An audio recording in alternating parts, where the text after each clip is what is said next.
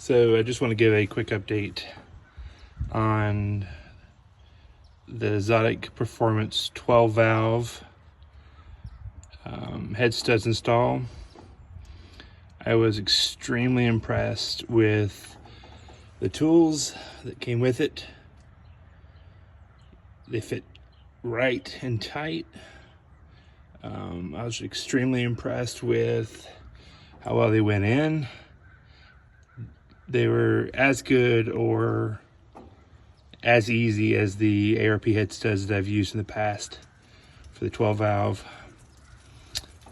So as far as ease of use versus Xotic versus ARP, I'm going to say that Xotic was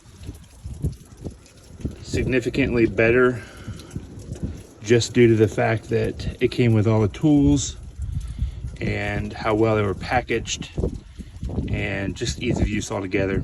That's my quick 1 minute and 14 second review.